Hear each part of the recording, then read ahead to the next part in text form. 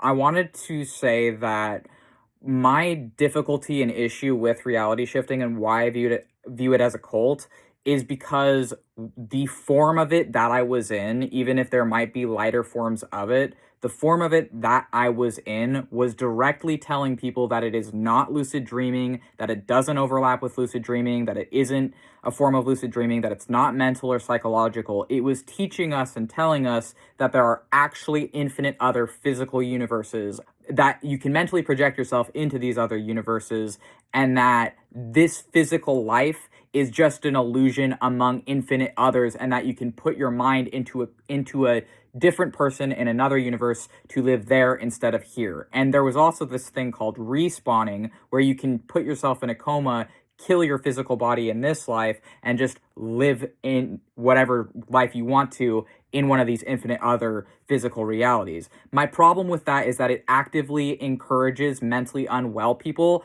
and frankly, mentally disabled people such as myself, to embrace our suicidal ideation and to embrace dissociation and to embrace different, like, essentially things that are harmful, and to embrace delusion and to just live in another reality rather than facing the problems we're going through in this world, dealing with them, and actually overcoming them. The place I was at in my life when I was in reality shifting is that I was literally dealing with some of the worst trauma of my entire life, where I had been essentially thrown away by my primary abuser, by someone that had been abusing me for my entire life. And I gravitated towards reality shifting because I didn't know I had DID. I didn't know I had a dissociative trauma-based condition that already makes me prone to severe dissociation, that already makes me prone to things like magical thinking and other things. And the problem with it that I have is that it was actively encouraging me to embrace my suicidal ideation at that time, or to embrace, at the very least, severe dissociation, and to just dissociate to living somewhere else rather than living in physical reality. The thing is that I don't actually have an issue with the experience of reality shifting. I don't have an issue with the experience of going to other worlds and being with other people in other worlds. I would be massively hypocritical if I did have an issue with that, because frankly, I still have the experience of what I used to call as reality shifting. I still have the experience frequently of having the illusion of leaving my body, the illusion of being in other worlds with other people and making friends and families and boyfriends and husbands and having whole communities in another world that is not this physical world that I'm living in. But I don't see those experiences anymore as a physical other world. I see these experiences through a few different ways. I see part of it, the witch in me, since I identify as a witch, sees it through a spiritual lens, as this is not a physical other universe I'm inhabiting, but it is just another sensory perception. It is a spiritual world, but the spiritual world is not the physical world. These are different things. And maybe there are physical worlds in the spiritual world, but if there are, I wouldn't be able to prove that. And so it's not really useful to call it that. I still have the experience of going to other worlds, being with other people in these other worlds, forming connections. I don't see it as reality shifting anymore. I see it as mental and psychological. When I don't view it through a spiritual lens, I view it as mental and psychological. And the reason it's more important for me when explaining to a general audience to focus on the mental and psychological lens is because that's makes more sense to actually relay the experiences that I'm having. This is why I focus more on things like lucid dreaming, or I will call it things like a meditative trance state. I'll call my experiences in these other worlds witchcraft, because that's a more general term. Or I can call it things like a vision, a dream, whatever, but I don't call it a physical other world. That said, these beings from these other worlds are not just with me in dreams. They're not just with me when I'm in these visions. They're not just with me when I'm in these trance states. They're with me in my day-to-day life. And part of that could be because of my autism and my DID, but I hear my gods as voices in my head because I mean, it's probably because I'm a DID system is part of it, but I've perceived spirits for years now, and I think a big part of it was directly tied to me unmasking my plurality of consciousness or dissociative identity disorder, which is what my plurality of consciousness comes from, is that I live with DID. But whether someone wants to call that clairaudience or whatever else, I still have that experience. I just choose to relate through a mental and psychological lens because I think the entire lens of reality shifting is dishonest, deceptive, dangerous, and encourages people to be actively dissociating, delusional, and it teaches them also to be suicidal in the case of respawning or telling people that they can put their body in a coma or kill themselves to access some other world to live there instead.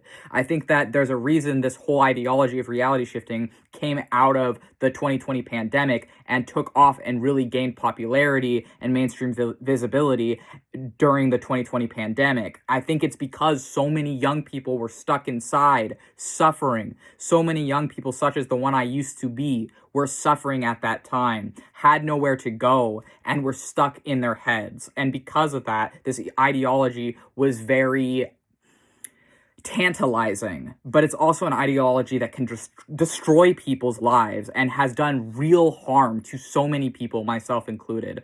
So even though I still have these experiences, I refuse to call it reality shifting. And I also refuse to call it astral projection outside of the only times I really use the term astral projection is because that's just the terms people know for the experience.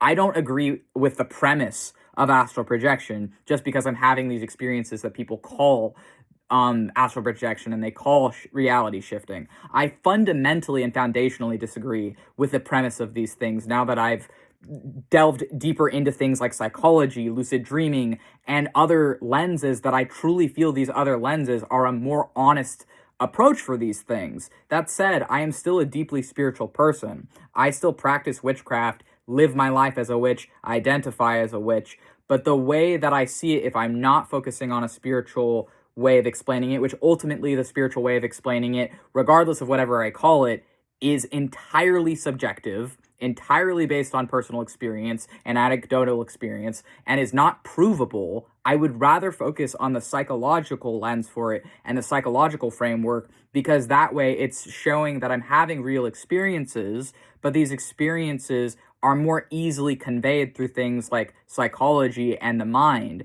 And I feel like it's more honest to approach it that way than to say, oh, there's physically a billion other universes out there, and I'm physically going to all these other universes and doing all these other things. Like, even if that's true, I feel like it's harming people to be presenting it that way, whereas it's not harming people and it's not harming myself to be viewing it as a psychological experience. I'm still going to be going to other worlds where I have demonic husbands and living my lives with them and sleeping with demons and a bunch of other stuff that I do in my witchcraft journey, but I'm no longer calling that stuff reality shifting. I'm calling it either witchcraft or lucid dreaming or a trance state, meditation, and visions is the language that I feel like is more actionable for these experiences that I'm having. And some people might have an issue with me calling it witchcraft or whatever the heck else, but witch was a term made up by the church which was a term made up by Christians to justify killing minorities.